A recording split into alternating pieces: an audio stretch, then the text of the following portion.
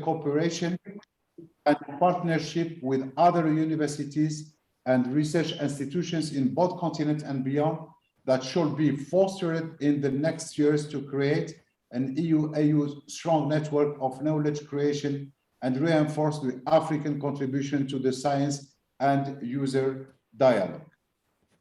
So thank you from the deep of our hearts to attend this wonderful session in the program, and we wish you very fruitful and successful discussions today. Thank you. Thank you very much for your warm welcome from your side, Abdelatif, and from Powers. My name is Stefan Hafner. I'm working for the German Aerospace Center, abbreviated DLR. I'm serving also the German Federal Ministry of Education and Research. And Powers, Abdelatif, and my dear colleagues here, Samir and Hakim, we are working hand in hand towards the development of a long-term perspective of our partnership in the AU-EU region on renewable energies. We are organizing a series of roundtables. This is the first one. I mentioned this already. There will be 3 further roundtables. Today we have a bit time together until 3:15. And let us first check whether our panelists are online, whether they can talk. And then I will briefly introduce to our round table today. Again, thank you very much to all for coming here in Pretoria into our room, but also to the colleagues and friends online. Let me please quickly check, is Ana Equiledo here? And please activate your microphone and just say briefly hello. We will introduce you, of course, properly later. Yes, good afternoon, I'm here. Excellent, thank you, Anna, for... We can hear you. Okay. Okay, great, thanks. Professor Sebitosi, are you also here? I cannot hear you. I see here a little image aside in the Zoom room, so you seem to be here, but we cannot hear you. Just say briefly hello. Same to Nina Wallace, Dr. Nina Wallace, are you here? Please activate your microphone and just say briefly hello. We will introduce you, of course, later appropriately. We just want to make sure that the technical settings here are in order. Professor Jao Azomia, please, are you with us? Yeah, it's Yao Azuma, please. Yo Azuma, sorry Yeah. for speaking your name wrongly. We can hear you loudly. Thank you so much. Yeah. So to the colleagues from the technique, please, from technology, please check with Mr. Sebitosi and with Nina Wallace what is the problem, because they are our panelists. We have 4 panelists today. Can you hear me now? Okay, Professor Sebitosi, thank you. We heard you. You are here. Thank you so much. And I was using the headphones. I don't know why they normally work for my students. I don't know why you can't hear. Okay, but now we can hear you. It works excellently. Okay. Thanks. Nina Wallace, is she online already? Yes, would you please check for Paradigms? Paradigms, in case there is an account called Paradigm, that might be her. Unless there's an account called Nina Wallace. Okay, thank you so much. And may I ask, please, for our first slide. Thank you so much. Next click, please. Ladies and gentlemen, we are here to work in the AU-EU region. This means we are addressing 82 member states and more than 1.5 billion people. And we thought about first to introduce also this series of roundtable to clarify a bit who are the stakeholders that we are intending to address, to develop together a platform for the cooperation in renewable energies in the AU-EU region. The plan is that after LEAP-3, we would have designed in a participatory way a platform which might include a coordination infrastructure, which might include certain services that might be provided by a central institution to support and to maintain this partnership. I'm very careful with my words because we will have to develop this together and we have to agree on different elements of this platform and also on different methods and mechanisms to develop such a challenging project. So what we would like to bring to your attention or to remind you is, first, we have, of course, the local level of stakeholders in mind. And you see this here displayed in this slide. There is already a big variety of different actors. We have decision makers in subnational entities, so any communities in a country, any community in a country could be meant with that. We have different research and innovation institutions. We have institutions for capacity building, professional energy organizations and companies, NGOs, energy providers, funders, and end users in energy markets. So this is already a challenge. If you just have a look at one country to establish a platform in which different actors from different sectors, experts from different fields should collaborate. But that is not the only geographical level that we are addressing with our work here in LEAP-RE, that we are addressing together as a community, because we are joining now this community and we build this community. The next click, please, on this slide. The next level is, of course, the national level, and I mentioned it already. We are talking here about 82 member states. This means at least 82 ministries, if not more, who are related to the issue of renewable energies. And since renewable energies, the issue is also linked to other thematic fields, you can imagine that addressing this national level would indeed explode the number of stakeholders up to way more than only 82 ministries, for example. The next geographical level, the click please, is the multi-country level. We call it the multi-country level. So for the African situation, this could be, for example, the regional economic communities that could and should be addressed with the activities here in our platform and in the platform's development. The next click, please. The next level, and indeed we are also thinking about establishing regional alliances, but again, this is something that we negotiate in this discourse that we are initiating. The next click, please. The next level is the continental or bicontinental level, and in fact we prefer to talk about the AU-EU region and not to distinguish between Africa and Europe. Let's imagine this as one region that we are dealing with. And on this level, we are going up to the highest political institutions. We are also addressing in one way or another the AU-EU high-level policy dialogue. And you see here also we have many abbreviations. So HLPD stands for high-level policy dialogue. There are different institutions in the high-level policy dialogue, which are the HLPD Bureau, for example, or senior officials meetings. And in one way or another, we are serving this process with this platform that we are about to develop. In this sphere, we also have to consider continental, bicontinental programs and projects and institutions. LEAP-RE is one of them. So this is a project that is funded by the European Commission towards an AU-EU platform. The next click, please. So again, yeah, that is the platform that we are talking about. And this platform would have to address, in one way or another, all these stakeholders. And this is a big challenge. The next click, please. Just to demonstrate, we have in mind to bring these geographical levels in one way or another together, and one element that we have to focus on is communication, and that is what we are doing here today in this 1.5 hours that we have. We will not cover all the issues that would have to be covered towards this platform. We will put a few flashlights on different thematic fields. We will talk about very concrete, practical things, but also about conceptual needs towards this platform so that we can imagine our future, so that we can develop our future together. The next click, please. So I hand over to you, Samir, because we would like to start now with a discussion with the panelists. Thank you, Stefan. So if you are wondering what will be the topics or the questions that we will discuss.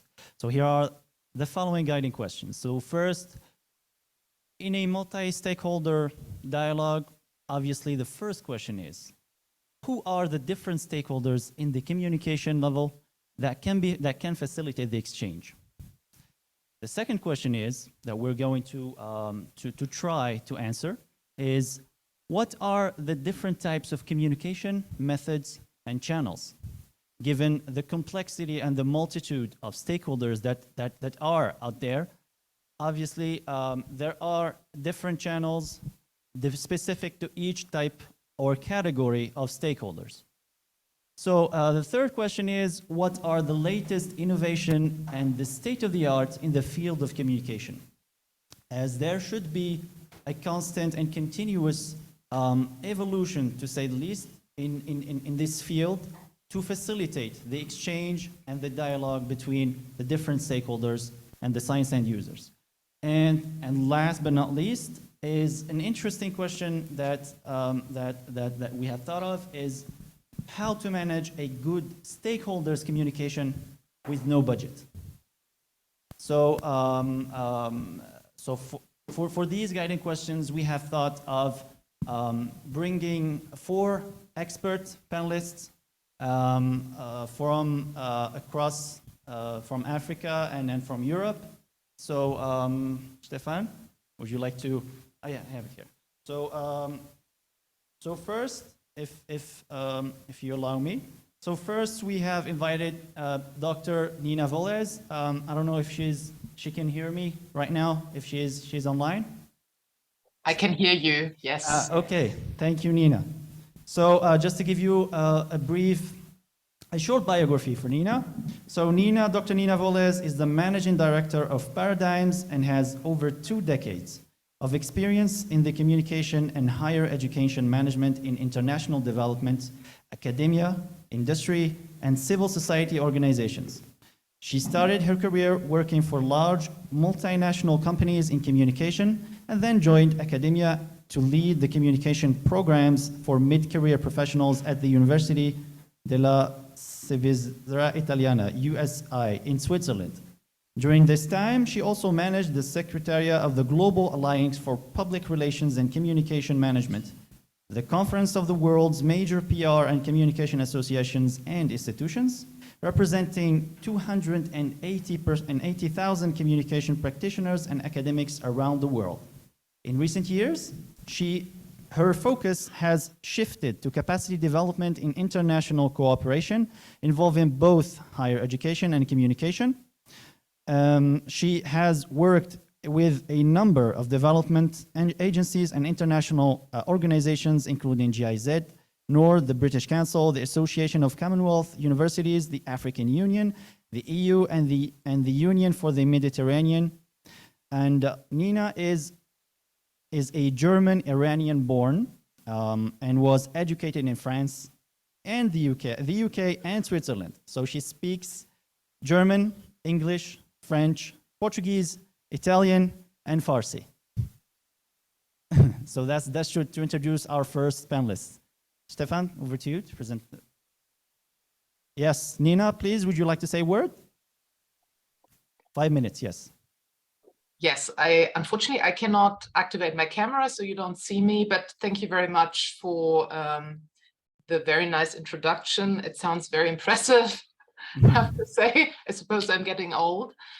And I look forward to contributing and having the discussion. And yes, and I'm delighted to have been invited specifically because you work with the quadruple helix, I have learned, and this is something that I've focused on a lot in the past 4 years. Thank you very much. Thank you very much, Nina. Stefan, over to you. Very much. Okay, I'm back. I just was trying to check something with the technique. Nina, was that your presentation that you planned? No, it was not. Did you want a presentation from me as to? Oh yes, please. I mean, you have five minutes to give us some statements. Yeah. Oh, some statements you would like. Yeah. Okay, good. Then I think. Let me think. I think one of the two key things that I would like to bring in, it's a little bit more of background because I think it would be good to steer the conversation a little bit in this direction. So why is it that or let's put it this way, especially if we look at the universities, in many ways, the social contract has changed. Yeah, more of public spending is going towards academia. And that means that in many ways, what we've seen in the last years is that academia has been moved to the center of innovation, with the business world, policymakers, and civil society around it. And this is what is called originally triple helix, now with civil society integrated the quadruple helix. And if you take the environment as a leading thought, you could even talk about the quintuple helix. And I think it's important to think about that this moves also towards what we call open innovation, that actors don't specifically just develop anything from the very beginning to the very end by themselves, but it's a collaborative process. And when I see the many organizations that are involved here, this is the creation of a multi-stakeholder platform here. Now, I think what is important to talk about is that it is not just easy to tell organizations to communicate, but that requires actually, especially on a multi-stakeholder platform, that number one, you have people who also have what is actually called in social science ambidexterity. So two right hands, they have the ability to work with different institutional logics. So an academic isn't automatically able to talk to somebody in the business world. But so we need people who mediate between these different sectors: academia, policymakers, business world. So actually people who have worked in these different sectors, they're really useful for the communication across. Yeah, that is very important. And the other thing I think that is also important is that the communication cannot just happen at the top, but as the boundaries of these institutions are becoming more permeable in a way, and you need to have more people who can connect with the outside world.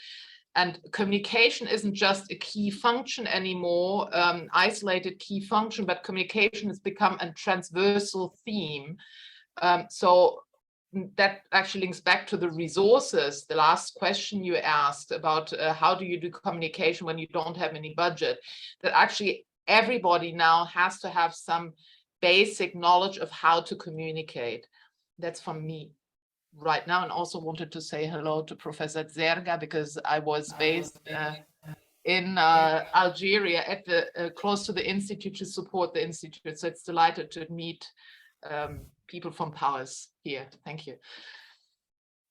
Thank you very much, Nina, for your first contribution. I would like to ask Professor Sebitosi now. Professor Ben Sebitosi is a professor at the Center for Renewable and Sustainable Studies in Stellenbosch University.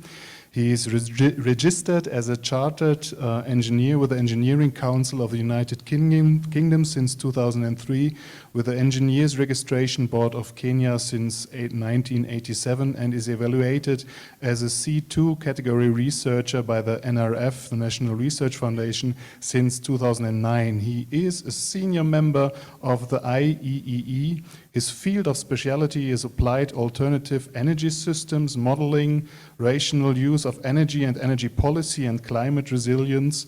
And among his highlights, he has been lead consultant for World Bank sponsored drafting of the Rwanda government energy policy and strategy, lead coordinator for energy curriculum development for the Pan-African University.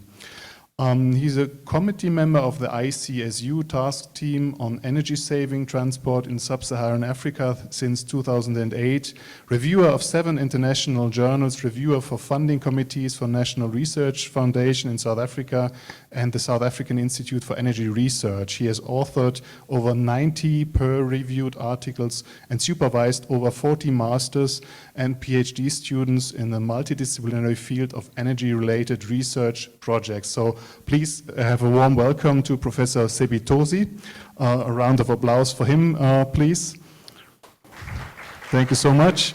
We had already in our briefing for this meeting here quite a lot of fun. We discussed about communication. What is it about? Whether we are talking here about Professor Sebitosi, please, the floor is yours. You have 5 minutes to share your first thoughts with us, please.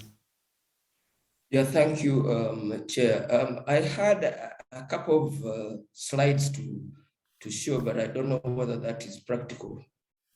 Yes, of course it is. Please, may I ask the technicians to allow him, to give him access? Thanks. Please, go ahead.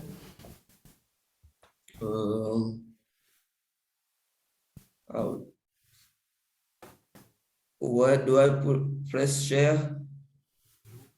Yes, there's a green icon in the Oh yeah, bottom. I've seen it. Okay. Please share the screen.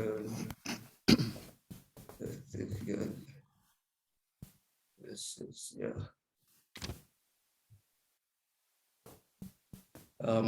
Is that visible? Yes. Yes, it is.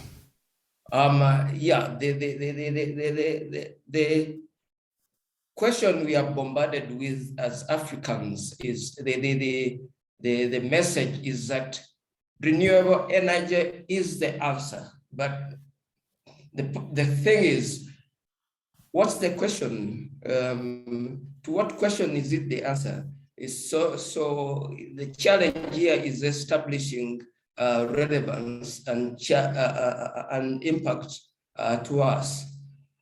I have a case, Botswana. Botswana is considered a relatively off African country, but I'll show you a sample of their challenges, and then you can extrapolate to less endowed countries. Now, they import 90% of the food. And you can see how that becomes a challenge when it comes to situations such as COVID, lockdowns of boundaries and so on. Up to 70% of the population is affected by food insecurity. This is from their statistics. So a sustainable solution lies in domestic food production, obviously. Now, we look at the climate context. We have very high solar radiation, low humidity levels, unreliable and unevenly distributed rains. Precipitation, that is rain, is far lower than evapotranspiration. So there's a challenge in terms of what crops have. The temperature ranges, the temperatures range from sub-0 degrees to very high temperatures in the summer now. So, and this obviously is worsening during climate change as a result of climate change. Agriculture context. Bako farmers have 1 or 2 hectares.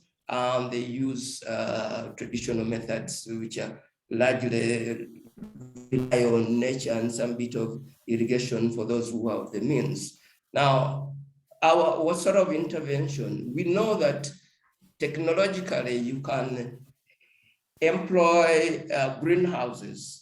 Greenhousing can improve microclimate management with increases in harvest up to 10 times. But when you look at the climate, this method would work properly when the temperatures are lower during the winter, fall kind of seasons. But in summer, it would get too hot and the crops would be cooked. So we need a solar solution to ventilate, to run artificial drafts to avoid cooking the crops. So since there is abundant solar energy, we should be able to improvise a technology that uses the available resource to be able to solve that problem. So it's easy for me to bring up this topic because I've just recruited a new lady for PhD from Botswana at Stellenbosch University, and we are going to develop the technology to address this problem. So the idea is to develop solar thermal technologies to manage the microclimate, to the technology that uses local materials, that uses local skills. And since the climate conditions will affect the entire food value chain from agriculture to storage to transport, we want to be able to have a technology that will be more flexible. We also are looking at job creation, food insecurity, and we want to communicate with the communities to be sure that what you are suggesting is not some pie in the sky, but something they can relate to and support. So it's vital that we first understand, much as we have this flamboyant idea, we have to be sure that it's not out there just in our high offices, but it actually is acceptable and works on the ground. So community aspirations and priorities are our priorities. So we want to create an energy plan that will support these objectives. What impact we have? We hope to attain food security, create jobs, but way forward cannot come with us putting answers and then we start looking for the questions. The answer must be understandable and practical. That's my input. Thank you very much, Professor Sebitosi, for your first contribution. Please, Samir, the next panelist.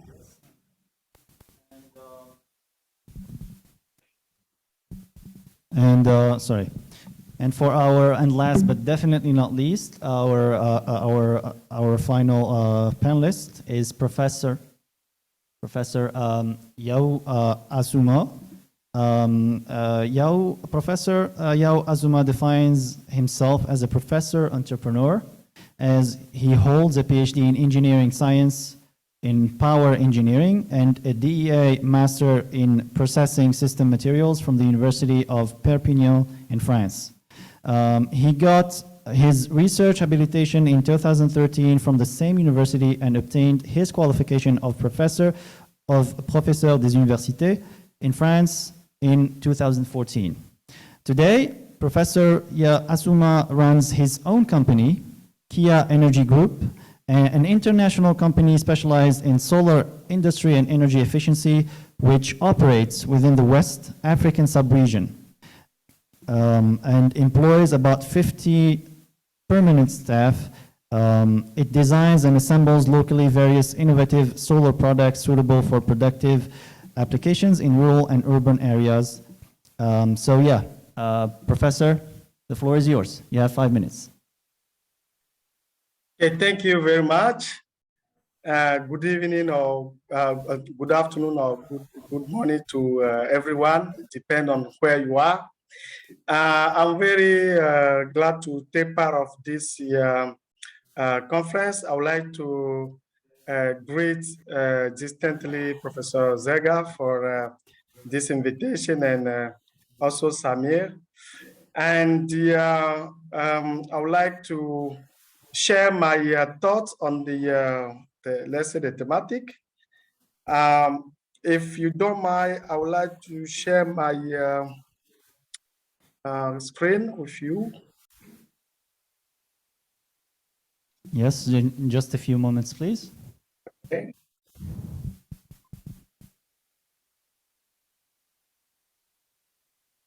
Okay, I think you may now share your screen. It's okay? Yes, we can see your screen now. Okay. So I have addressed, let's say, the issues from my viewpoint. I try to understand how we can better address the communication issue between the, let's say, all the stakeholders. I here put some stakeholders for me, which is a combination of all the levels, from the local levels until the continental or even the global levels. So for me, depend on the type of the stakeholders and the level of the, let's say, the need. We all have the same way to communicate or to to exchange between the stakeholders. So I quickly have done an exercise. I just put here, from me, everything must start with the end users, I mean the beneficiaries. Most of the time, these people, they have, for instance, a need. This need could be from agricultural viewpoint or healthcare or education or whatever, which must be covered or supported by renewable energy. The first contact they could have could be, let's say, suppliers, those who are selling component or devices, either solar or other type of renewable energy to cover their need. So how they can exchange with this kind of people, for instance, by meeting them, by what they can have as advert on TV or social media. So this could be a first role of exchange between these two types of, let's say, stakeholders. Then we can also have these end users communicating either with this type of stakeholders, I mean here the developers, the donors, investors, or the government. This could be done by either site visits or need assessment via meetings and surveys. Okay, so depend on I mean, for instance, if a government authority is visiting an area, let's say a rural area, for instance, he can clearly see what is the needs of this population and take this into account, and maybe either they have solution for them directly, or it could be a question for research and the innovation issue. And they can also directly have a link with research institutions who can also do site visits or surveys, identify the need and transform this into, let's say, a research topic and work on it and come back with the solution to these populations. Then between the suppliers and the donors, let's say this category of, let's say, stakeholders, we can also have different aspects of communications or exchanges. That could be through call for grants, call for tenders, or lobbyings. If, for instance, a supplier has identified a solution for a given issue for beneficiaries, they could also lobby and tell the donors or investors that we can provide the solution for this population or for this kind of needs, for instance. Then we can also have direct exchange with the researchers and the government, the investors, the donors, because they have identified a problematic or an issue, and they have transformed this into research activities, and they have let's say a product now which could be distributed or supplied to directed to end users or through some suppliers so that they can commercialize this, etc. Now, among or between the suppliers and the researchers as well, we can also have an exchange because suppliers could seek for good solution because they are in contact of the beneficiaries, and they can say, okay, we have this problem on ground. We do not have the solution. Can you guys work on this type of issue so that we can provide the solution for us? And finally, between the developers, the donors, the investors, government, we can have conference, workshops, either in person or online, just like what we are doing now, to share ideas, to share solutions, to share also issues that could be addressed from research point of view, or if we already have the solution to directly give to the beneficiaries or local end users. And this to say that I'm not sure that we can have a single way or a single platform or channel to exchange information among these different type of stakeholders. I think we should think about a multi-level platform and multi-channel platform that must be flexible and accessible to all type of the stakeholders. And of course, online channel could be the one who be predominant because it's becoming more, let's say, accessible and also less expensive. Consider if you are considering other way of meeting or exchanging like conference, in-person conference or workshop. This is some thoughts, ideas I would like to share with you, and thank you for your attention.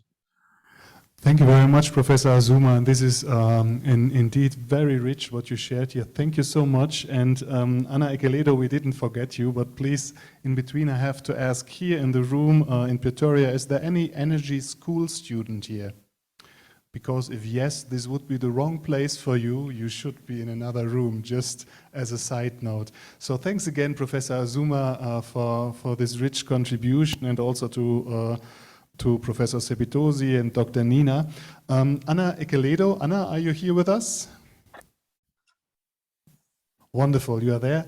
Sorry, Ana, we didn't get your email. We cannot introduce you properly. We are so sorry. So please, could you introduce yourself, please, briefly, and then give us your contribution. You have 6 minutes, therefore, please introduce yourself and then give us your first contribution, please. Sorry for that.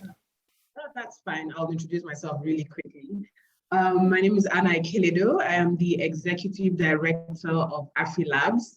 AfriLabs is the largest network of innovation and technology hubs across the African continent. And basically what we do is to support innovators, developers, tech startups to build their innovative solutions into successful ventures that will go ahead to stimulate economic growth, social development in Africa. And basically how we do this is through capacity building, financing, networking, policy advocacy, and providing insightful, reliable data.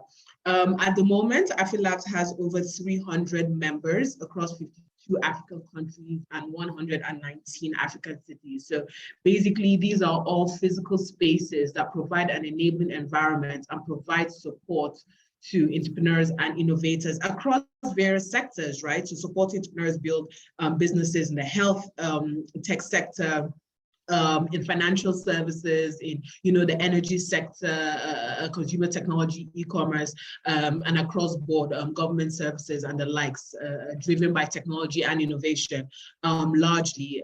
So I'm happy to be here. I mean, AfriLabs has been in existence for over 10 years now. We celebrated our 10th anniversary last year. And over the past decade, we have engaged with multiple stakeholders. So this topic and this session is particularly exciting to me.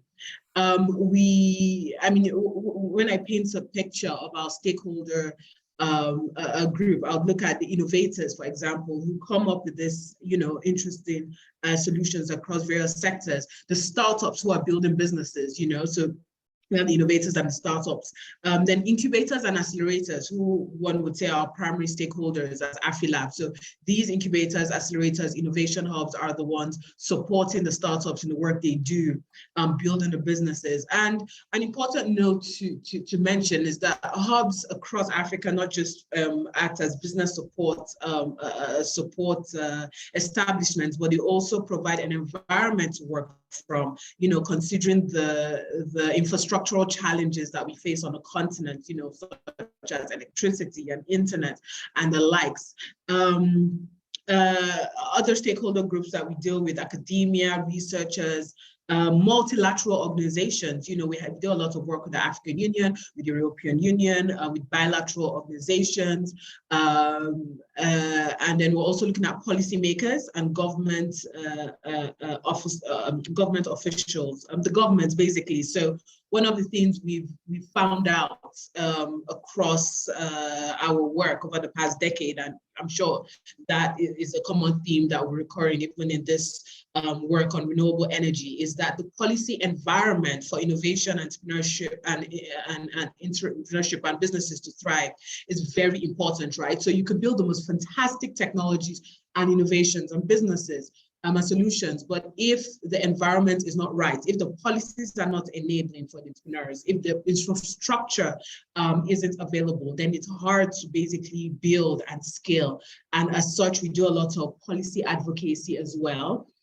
In our work, working with government organizations to set the right policies in place, such as startup acts, infrastructure policies and the likes. And of course, we have the donors as well, and development finance institutions that are quite key in funding the work that we do and the work of our innovators and hubs on the continent.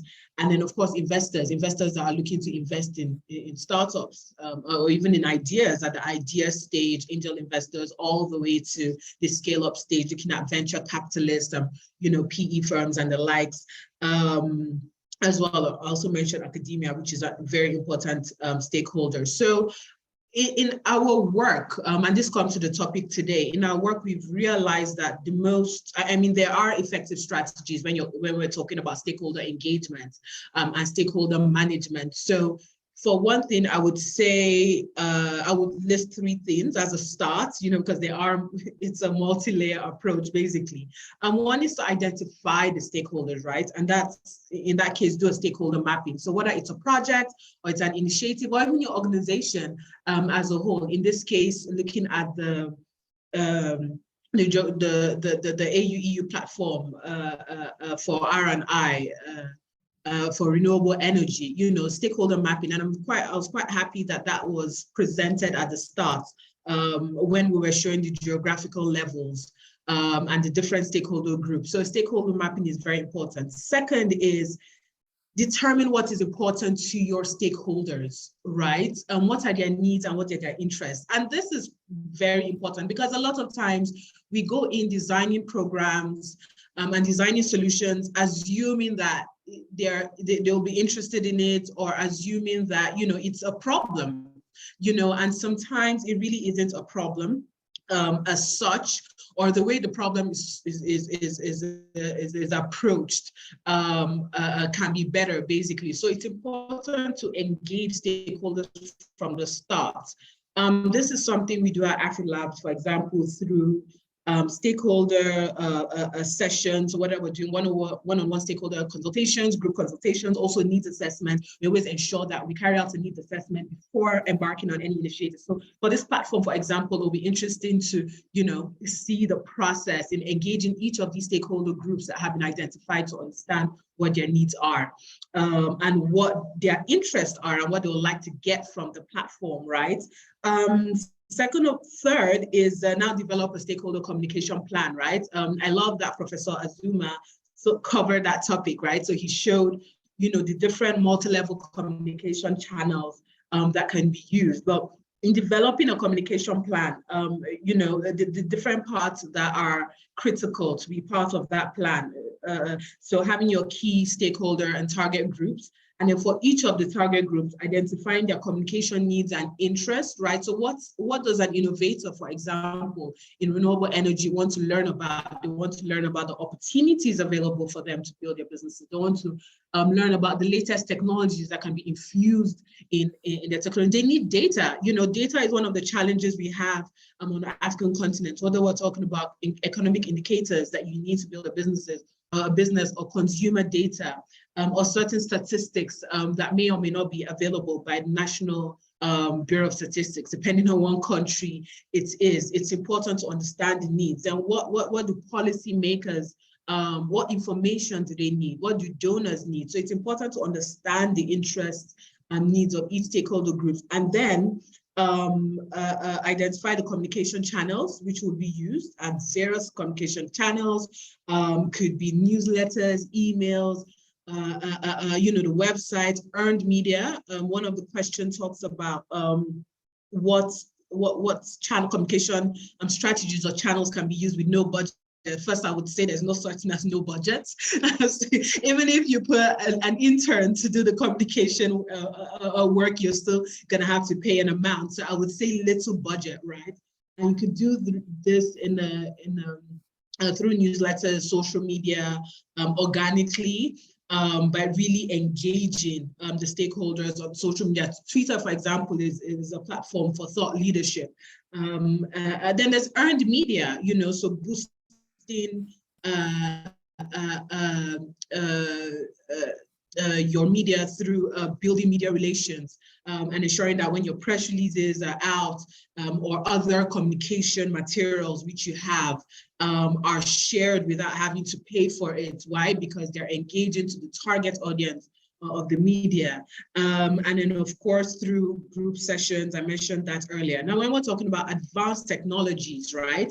And this will be quite interesting for a platform that is being developed. Advanced technologies that can be integrated in communication channels and AI-driven platforms, for example. So once you have all the stakeholders on the platform, for example, you have the interest needs, you have the different topic areas. How can you use artificial intelligence, for example, and machine learning to ensure that the stakeholders are better engaged by being exposed to the data that they are interested in consuming, or the information they're interested in consuming? It's hard to do that manually with so many stakeholders, right? And so much information and data, but with AI, that can be facilitated. Of course, we have chatbots. And then when you want to go advanced technologies, we're now looking at platforms like the metaverse, for example, which can be used, over time. We're seeing the adoption of the metaverse in holding conferences and engaging. But just to end my 5 minutes talk, three very important things to note in building a communication, a stakeholder engagement or communication plan strategy is transparency, right? In the course of doing our work, right? And this is what we see a lot in development. In the course of doing our work, from the start of design of whatever we're doing, an initiative, a project, or a fund, to the implementation. It's very important to be transparent at all times, right? On the initiatives that are being carried out, on how the funds are being used, on whatever challenges there are. And even in a case of implementing mistakes, right, which happens, it's quite important to be transparent and communicating to stakeholders, because in this day and time, things do, it's hard for anything to be hidden under the sun, as they say. Another is a two-way communication. So multi-way communication. Communication isn't just, you know, blasting out information anymore. It has to be as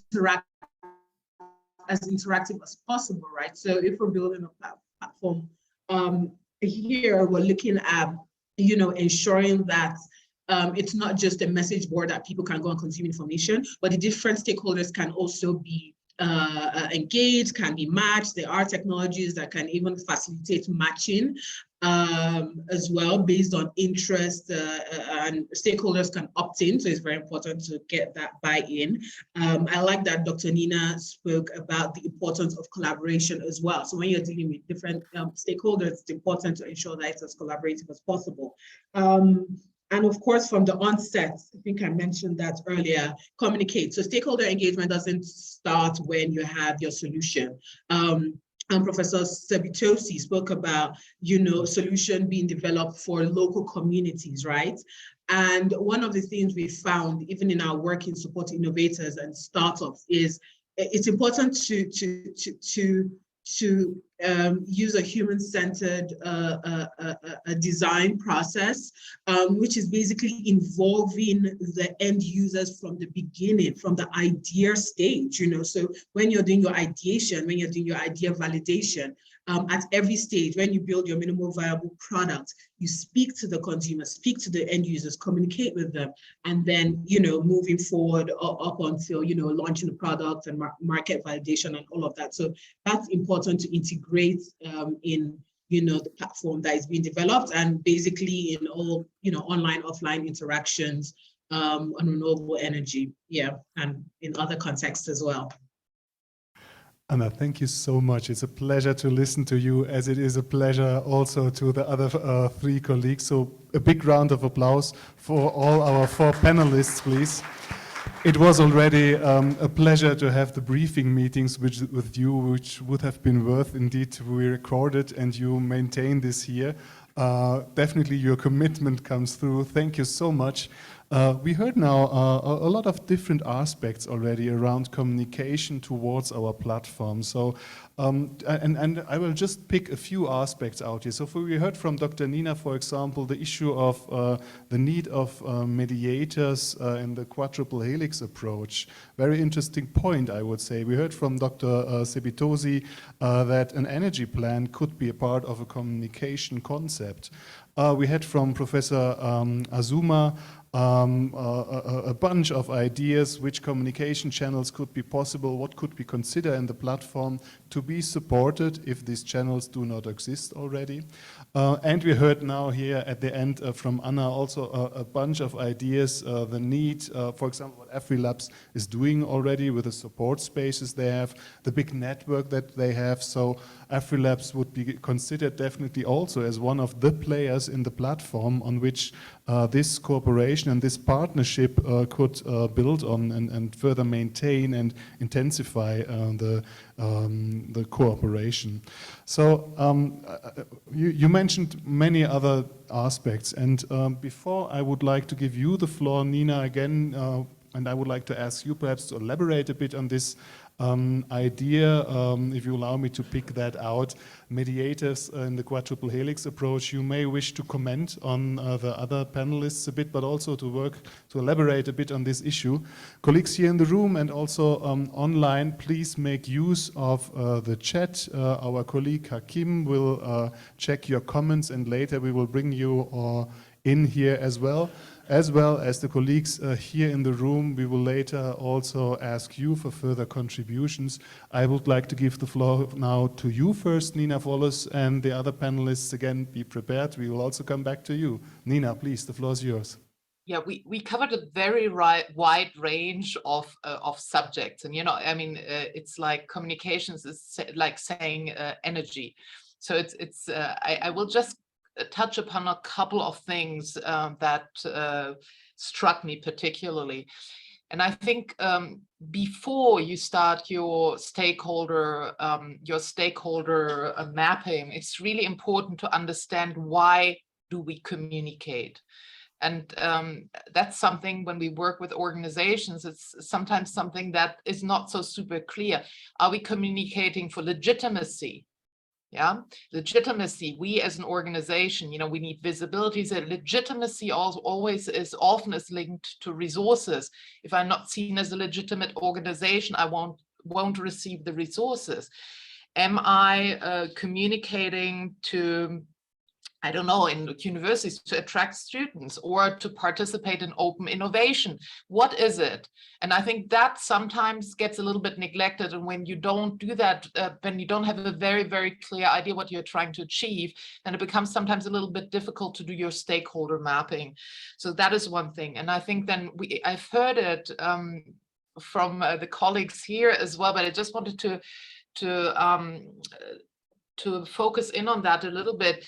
I think we've really moved from trying to persuade people, to influence people, to actually involving them. So organizations and citizens are taking much more of an active role in governance and decision making.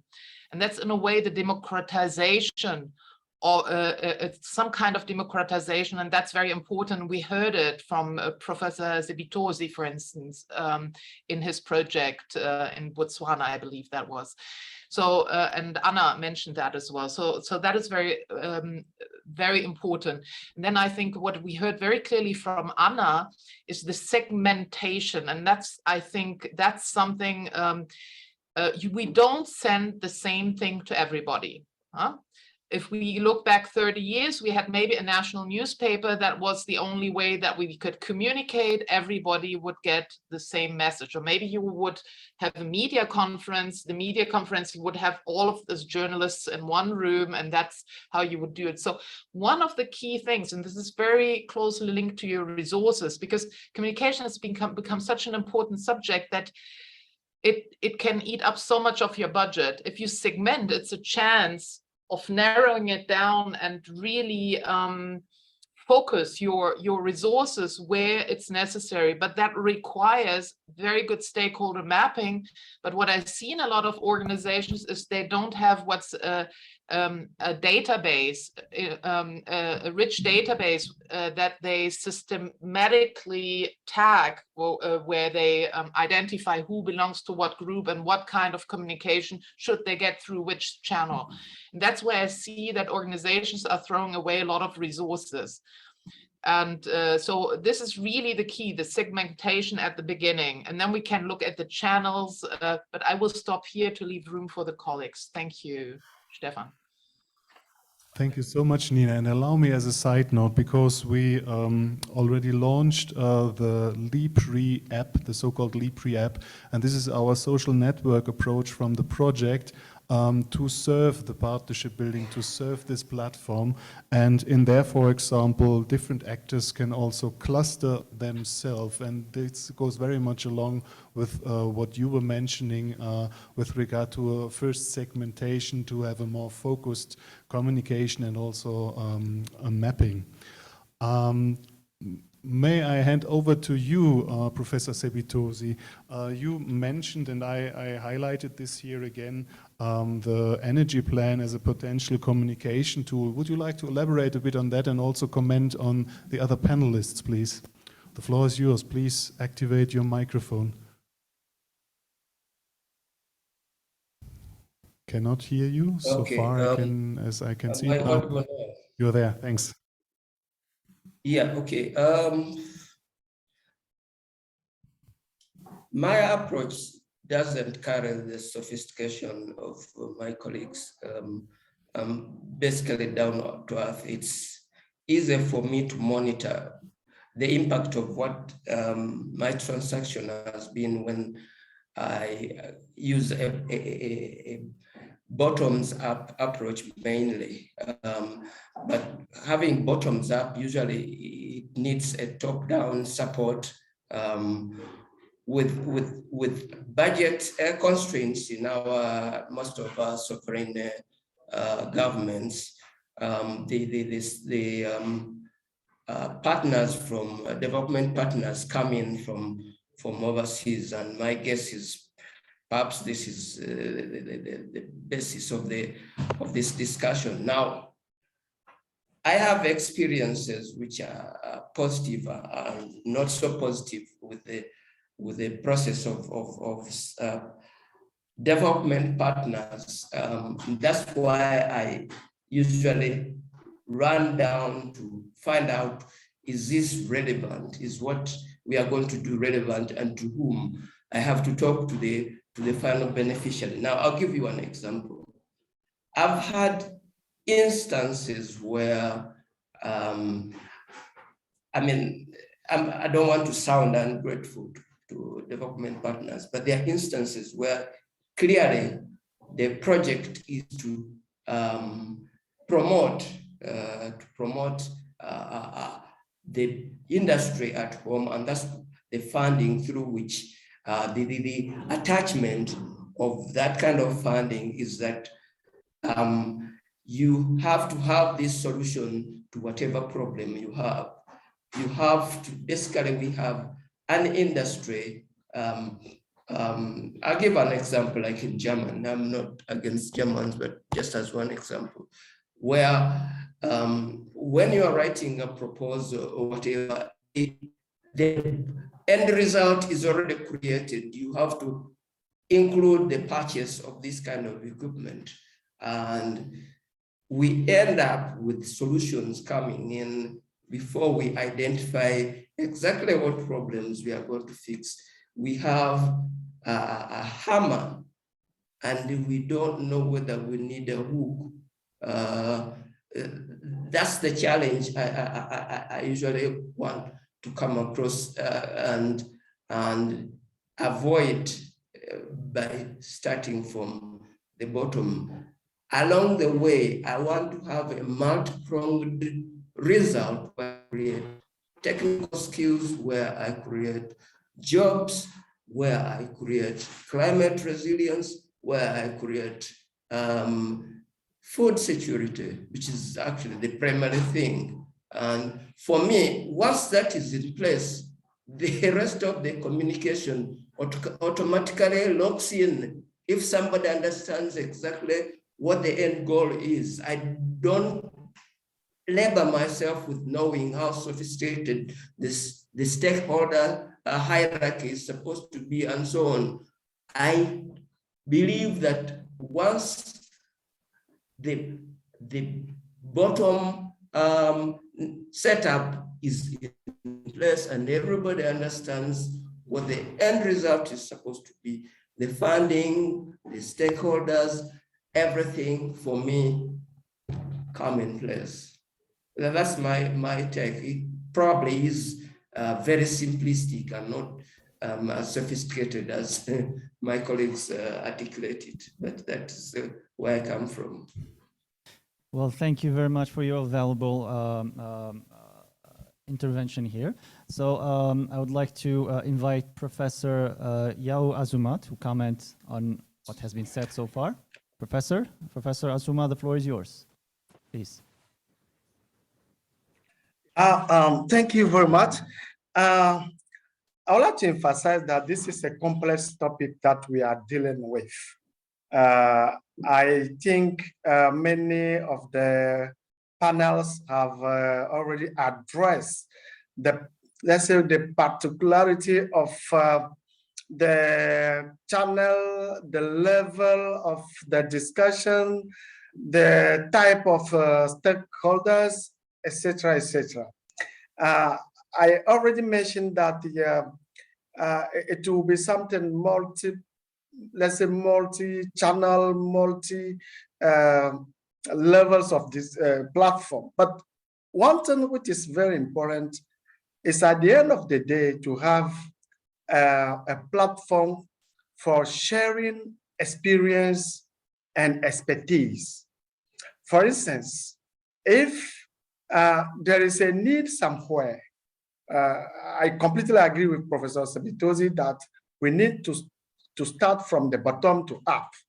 So if we address a need at the bottom with, let's say, innovative solution, this could be shared through a common platform, so that if we have a similar need or similar topic somewhere, instead of thinking about another way to do it or to start things from scratch, people can start with the existing solution, maybe to readapt it.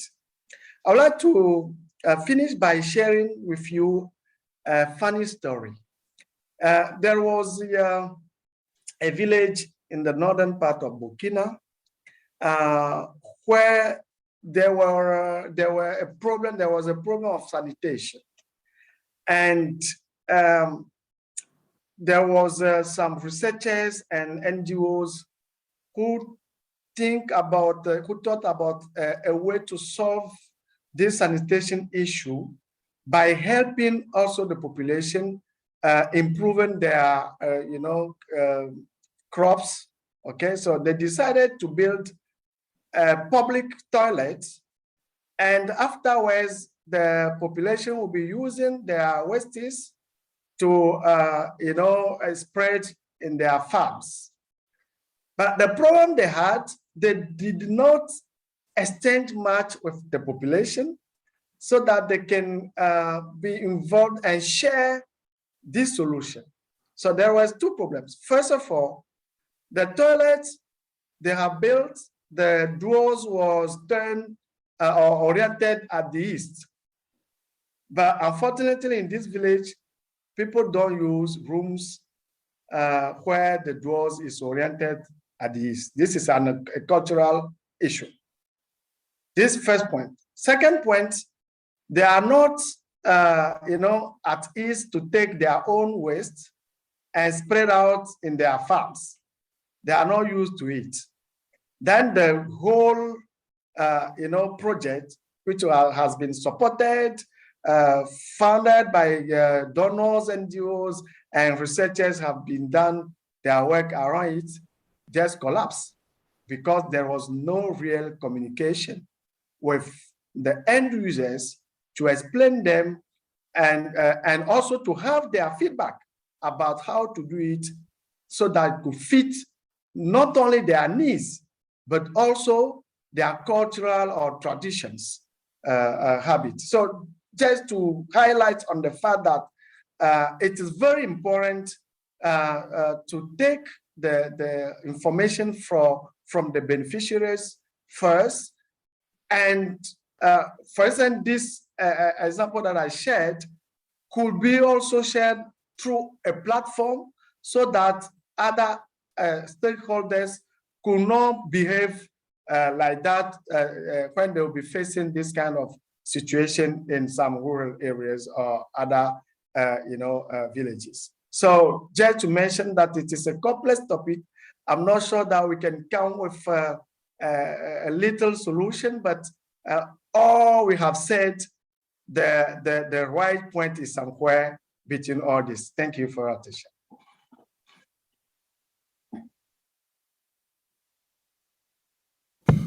The microphone is there. Thank you so much, Professor Azuma, for this intervention also here.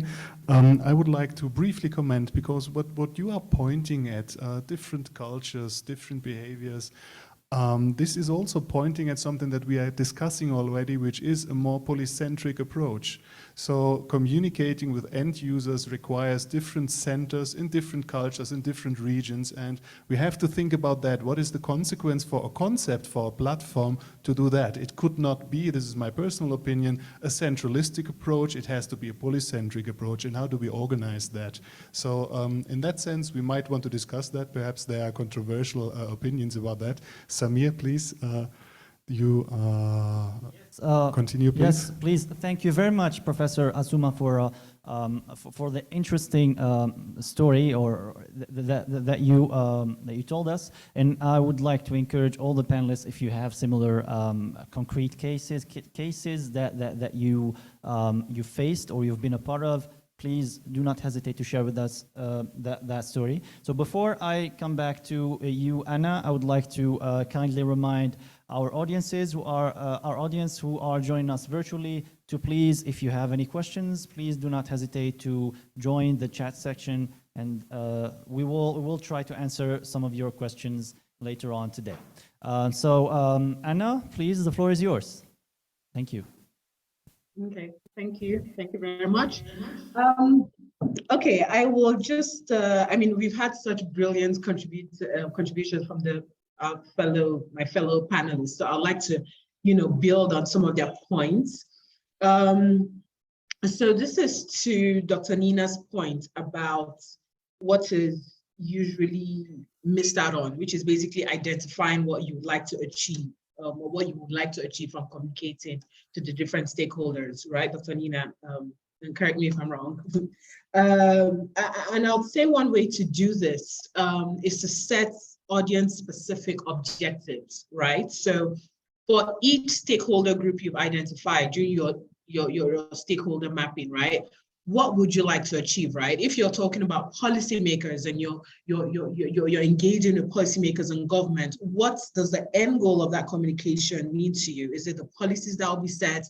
If it's the local community that you're building a solution for, is it the adoption of the solution? To what extent, if it's donors, are you looking to unlock certain amounts of funding or whatever it is, it's very good to identify what the end goal is. Of course, a lot of these objectives, some of these objectives can only be achieved, by employing other engagement strategies beyond just communication, but there should be a way of tracking the effectiveness of your communication. The next point is monitor engagement and then evaluate the effectiveness of your communication strategies, right? Because how do you know if something is working if you don't measure it, if you don't track it? So basically what you could do is just keep on doing the same thing over and over again, and it's not working because you're not monitoring and tracking.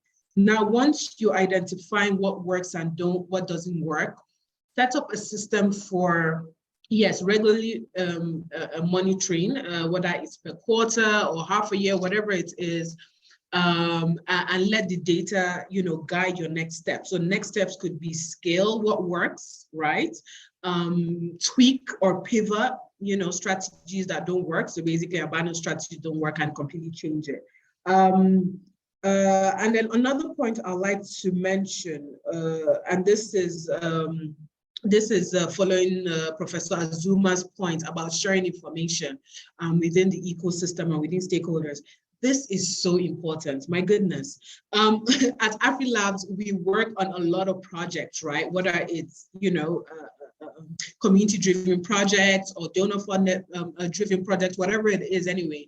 And what we've seen a lot of duplication of projects, and this is even within the same stakeholder group, right? So for example, we would see multiple EU projects, for example, all focus on a particular sector. And we sit down in these meetings and we say, but we just concluded a meeting, and we just concluded a project in this same sector targeting the same stakeholder groups, right? Innovation hubs, startups, innovators.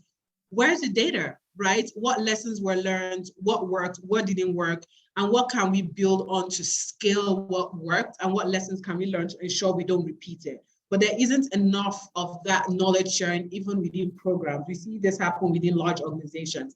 And I can understand how it happens, right? Even as we're going on as an organization within AfriLabs, we see how different departments or different offices in different countries come up with their own programs, and everyone is, budget driven. We need to move quick and implement, but there has to be a deliberate effort to share information within stakeholders, within stakeholder groups and between stakeholder groups to ensure that we're building on previous efforts and not replicating efforts or making the same mistakes, basically, right? We need to grow and build, and the only way we can do that is by sharing data and resources among each other. And the last point, which still ties to that, is documenting what we do. So, documenting and then communicating via the different communication channels. Excellent. Thank you so much for all your contributions. And before we come now here to the plenary, where there might be some comments or questions, please be aware we already warned our dear panelists here that we want to hijack them. We are working on a document, a guideline that will serve as the basis for the design of the platform, and we will start with that at the end of the LEAP3 project. And in that sense, thank you so much so far for your contributions. We hope that we can continue working together on this document, this guideline for developing the platform. And you here in the plenary and you there online, wherever you are all a part of this community. You will be also invited to contribute to that. But first, I would like to ask Hakim. Hakim, do we have some comments or questions online? And here, colleagues in the room, please think about whether you want to make a comment or you have questions, and then we would give you also the floor. I see already that one hand, but please, Hakim first. Actually, we have two questions from the audience. The first question, it was from Abdelghani Al-Gharas. So the question was, do you have any social media network through which we could promote our project events in order to connect, I think in order to connect, to be part from the community? And the second question was from Teresa Simos. The question was, what could be the strategy to bring them? The question was for Anna. So what could be the strategy to bring them in, and how to narrow down a large number of stakeholders to a group that could actually be interested in exchanging experience and share their concerns in a proactive way? Thank you so much. And I understood the first question was more addressed to the LEAP3 project. So please, Karin, I think you want to answer quickly for that, and then we come to you, Anna. Yes, and apologies, my answer is only going to be limited to the LEAP3 project tools, but we are indeed online. You can find the LEAP3 website at leap-re.app yeah. Is the app. Yeah. From there you will find leap-re.eu. That's our website. We also have social media accounts. We're present on Twitter and LinkedIn. So if you have any news from your projects that you would like to promote, please do reach out. We have a contact email address that's available on the website, and we will be very happy to share, well, for projects already within the LEAP-RE consortium and program, of course, to share your news and information, but even for related projects to share information with us so that we can share them with the community as a whole, as this is always helpful, and this is also a way to do some cross-fertilization. Another point that I wanted to make is that on Monday we've launched the LEAP-RE app, which is a website to connect the whole community together. That works a bit like a social media for the LEAP-RE community, where you can exchange with one another, post your questions, information about your projects, share with others, propose collaborations. So this is really a tool that we encourage you to use, and it can be found at leap-re.app.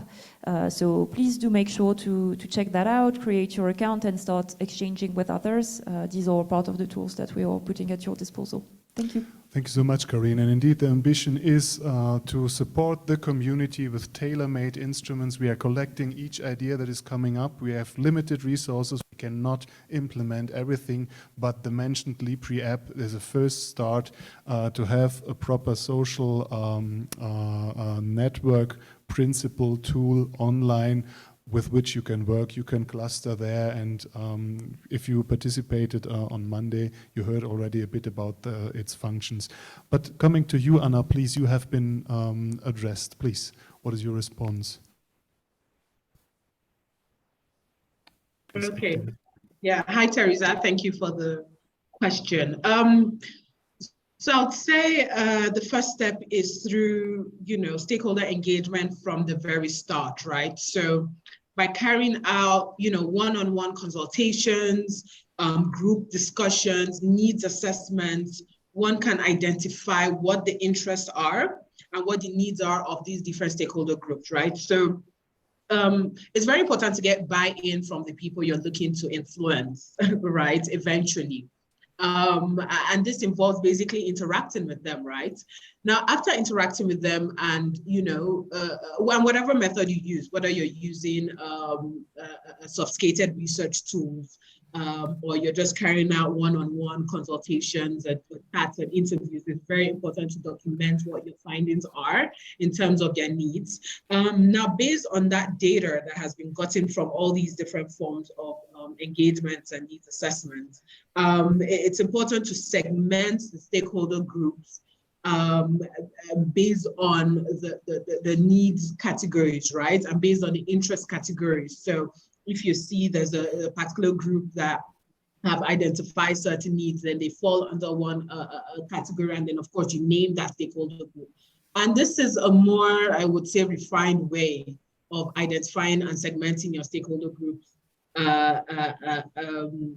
to ensure that you're effective, right? As opposed to just assuming that, yeah, you have your incubators, you have your incubators, you have your academia, you have your investors, and then you assume this is what you need. It's important to speak to the stakeholders, even have them identify themselves, right? So that's something we also don't do, right? We just put them in a bucket and say, hey, we're speaking to an investor, we're speaking to academia, we're speaking to a researcher, but sometimes ask them what they see, they classify themselves, and you'll be quite surprised that that investor that you've seen as the, HNI with the bucket loads of money to invest in your startup is actually an innovator who wants to build, an exciting solution. And in that case, you would carry that investor along in building the solution along with you, and they can still invest, right? So it's important to do so.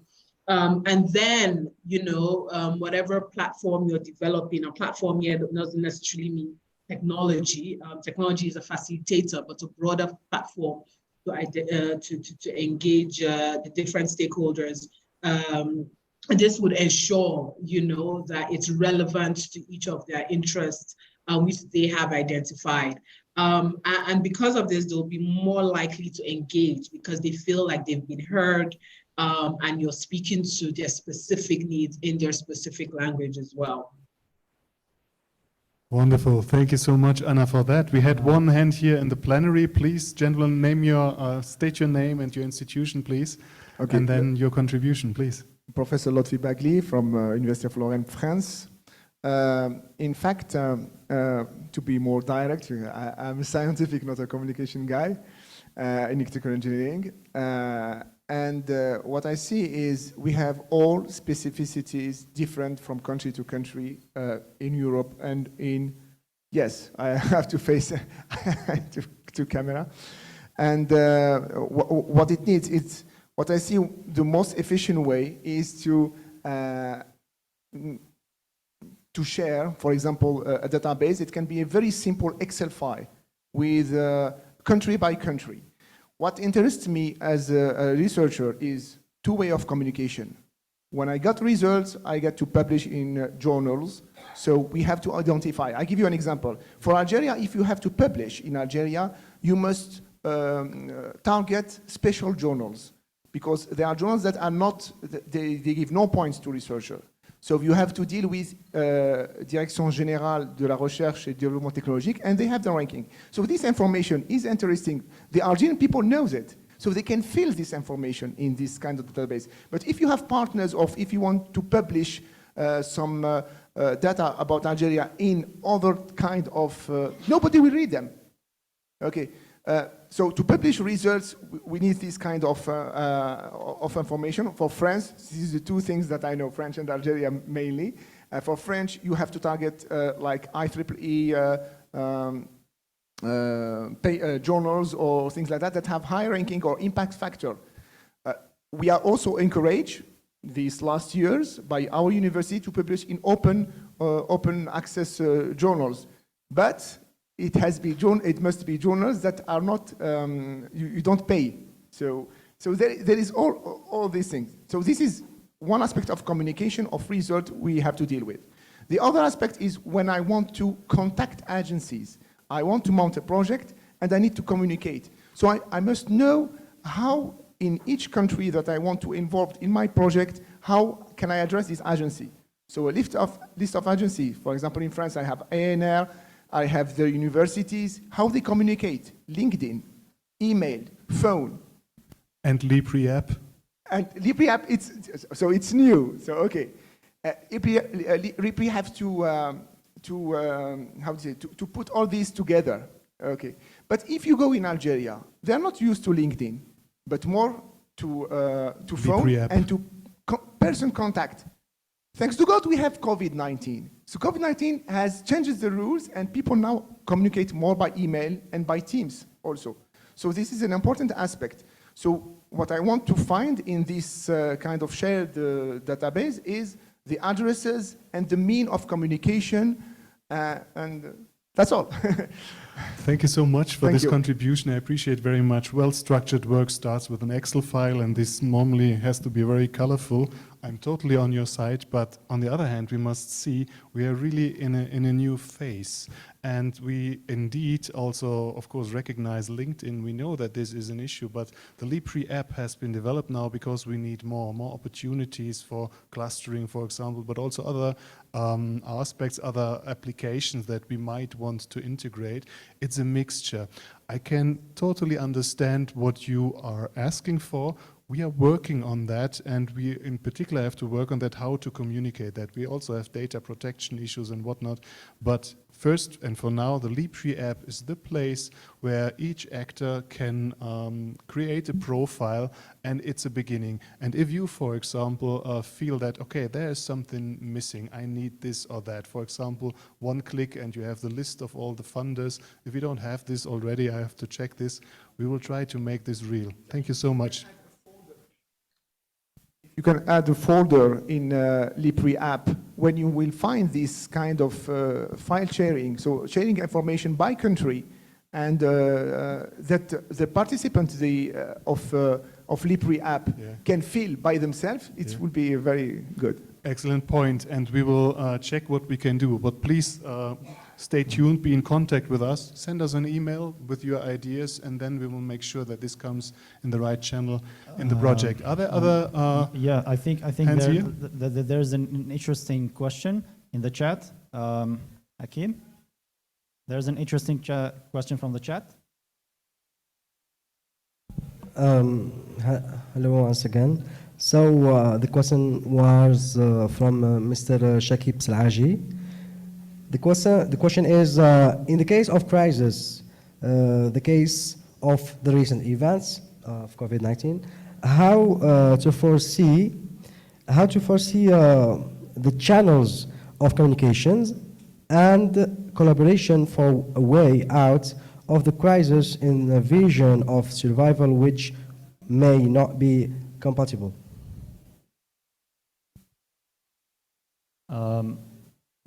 Did you hear the question correctly? Okay. Would you like to comment on that? Yes, please, Nina, please. Yes, thank you. I think it's interesting because crisis communication is a discipline in itself, right? And especially, I think in academia, for instance, it's not something that's really very much at the top of the communication agenda, although it should be, because, you know, it's enough to have a terrorist attack on the campus and you need to deal with crisis. Now, with renewable energy, if you're in atomic energy, that industry for sure has got their crisis communication plans, right? So thinking about that, this platform that you're developing could also be a way of having one section on crisis communication that could be interesting. It's not so complicated, but one of the key things that are important is actually that you have an existing relationship with your key stakeholders. That channel needs to be established before, and then there's a couple of things that can be done. So I think it could be an interesting section, because a lot of times what you see, especially in countries where there's less resources for communications, then the interaction is just not so active. And when then there is a crisis, actually it hits much harder because people don't feel informed. They don't feel they have a say in it. So that often escalates. And I think having that view to avoid crisis and go really more towards a participatory approach and in involvement, I think that is very important. I just wanted to share something really brief. I was in Senegal in the first part of the year, defining a new project, educational project in renewable energy. So with a team of people, and it was about 8 new programs at technical schools, and then with 4 universities as well. So a rather big project, at least for me. And it was interesting because we ran focus groups and interviews before even starting to design something, listening to what was needed. And we went to industry, we went to the universities and the TVET schools, and we talked to industry associations, we talked to young people in the field. And what came really up, and I found it very interesting, was considering that renewable energy is still a new field. Yeah, so it's an immature field. If we look, for instance, at the film industry has been around for 100 years. So it's developed its stakeholder platforms, it's developed its tournament rituals. For instance, think about the Oscars. That's a tournament ritual that you find in mature industries. If you now look at renewables, this is still not something that's so mature as a technology. So actually this multi-stakeholder platform that you're talking about, it's a fantastic opportunity. And also if we link that back to sustainability, because it's one of the key things to build these platforms, to when donors move away, these platforms stay, number one, then excellent basis for communicating, but also for developing partnerships. And then we come to the resource scarcity again, partnerships with several organizations to really share some resources you have, but to make things go along a way. One communication could be shared by different organizations. One video, you can cross post and channels, etc., etc. So that's really important.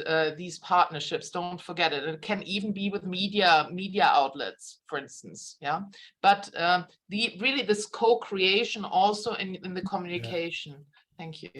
Wonderful. Thank you so much, Nina. And sorry, we are running out of time. I only see now you have raised your hands. Colleagues, please, your last short statement, 1 minute each. Let's start with Professor Sepitosi, please.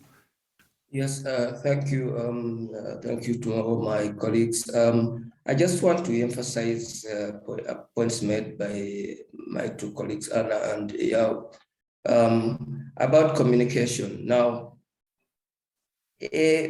there are challenges with communication because human beings have egos.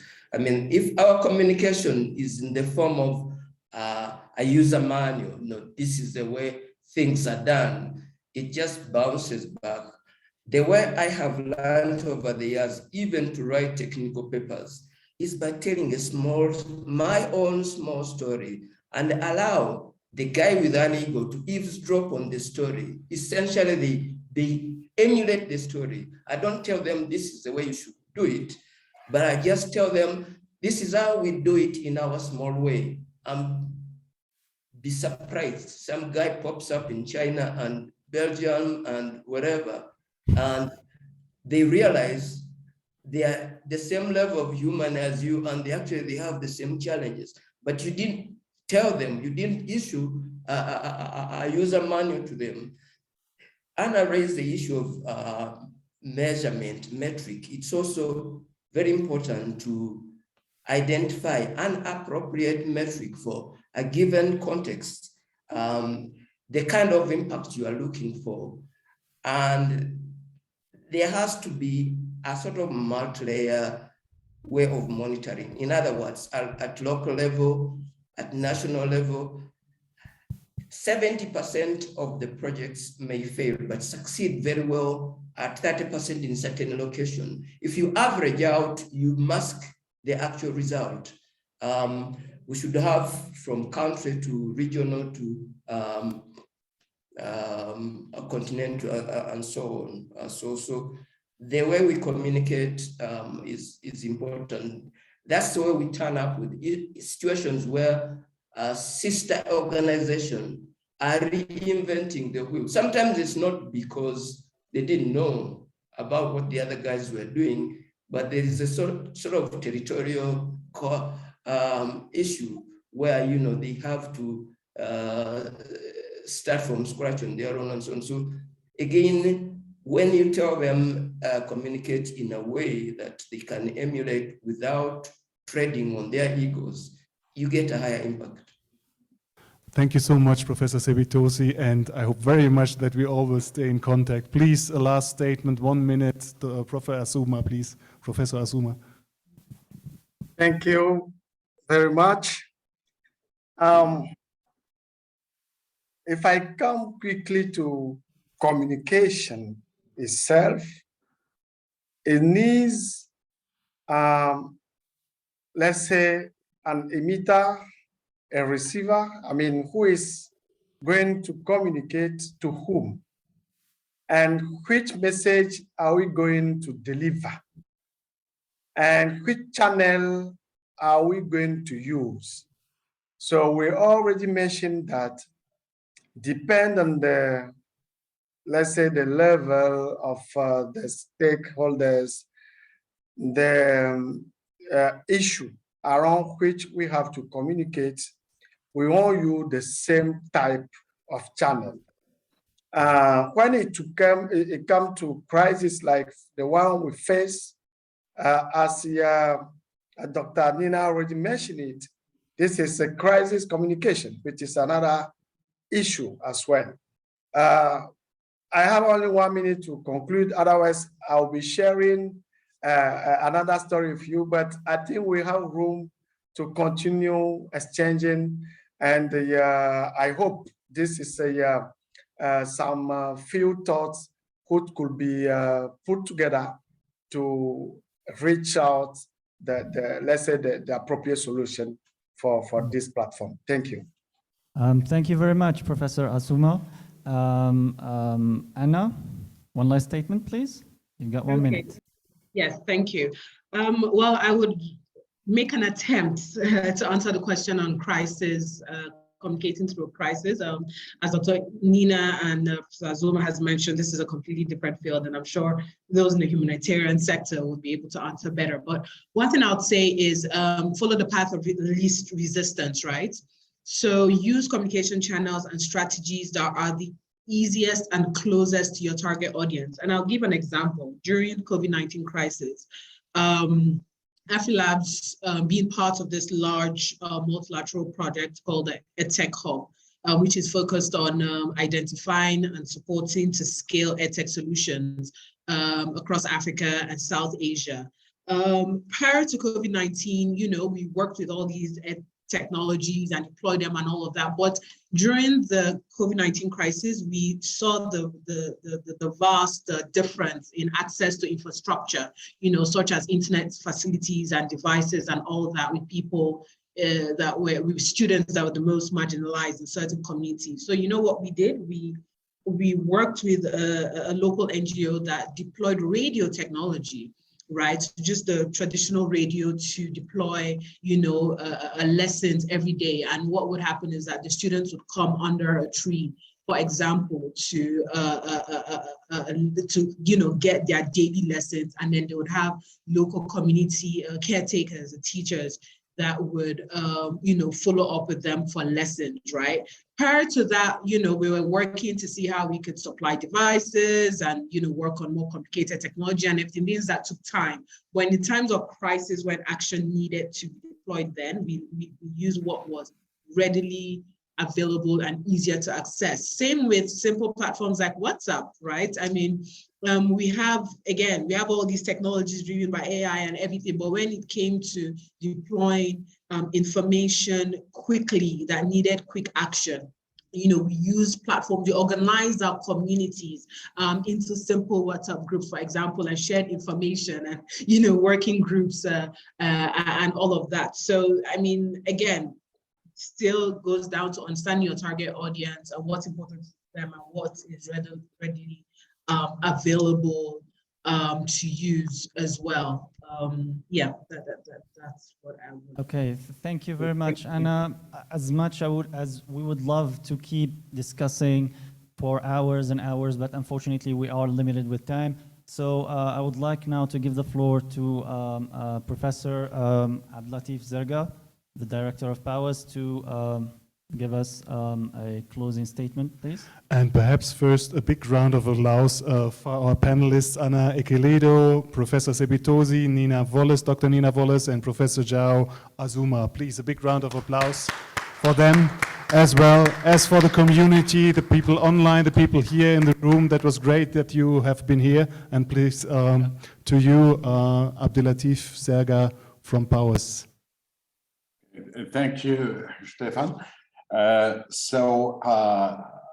will try to do my best for making the closing remarks as short as possible. We are talking about the communication, and we have to take carefully the communication in our era. So first of all, I would like to apologize for not being able to move to Pretoria in this beginning of October due to some urgent matters at my office requiring my physical presence. Second, you have to reiterate myself and to thank warmly my colleagues, the experts. It's so nice to see you once again around this wonderful topic. So thank you for accepting our invitation, also for sharing your knowledge and also for sharing your experiences. I think we have to think about maybe EU-AU innovative challenge that we should develop as soon as possible. The issue of communication, I'm confident that the European and African youth can come with some bright ideas, with some innovative also concept, and share also with us. So if, like the director, you want to undertake this challenge, so let's continue the discussions after this round table. We have a lot of things to do also in terms of communication. I will not talk after the expert, Stefan. So I think, just would like to thank you for the excellent moderation with Samir and Hakim, and also to thank our colleagues and our partners, our guests, and all participants to this round table. So I hope to see you also very soon, and with some other challenges for ensuring this energy transition in Africa. So thank you, and see you soon.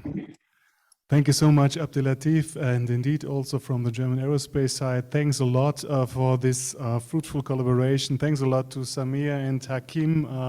It was a pleasure to organize this here with you and to moderate with you here, Samir. Colleagues, please stay tuned. We are at the beginning of something big, and it's up to you. We try to design something tailor-made for us all. The first step for now would be not only to check from time to time our website to stay connected, but very much join the community. Please work on your own network presence. Please join the LeapRe app. It's www.leap-re.app. Create a profile and give us your feedback, whether it's comfortable to work with this app or not. It's the entry point for the community. And in the near future, we are organizing different summer schools, workshops, meetings, virtual meetings. We are organizing as a team with PAWAS and with the other colleagues from our work package, further 3 roundtables on urgent topics to contribute to the design of the future platform. And who is designing this platform? This is you. This is not us. We're just facilitating this process. We are coordinating this process. Therefore, stay tuned, contact us, write us emails with your ideas, and join the LEAP. Thank you so much. Have a lovely afternoon, and warm regards from Pretoria to all. Thanks. All the best. Thank you very much. Thank you.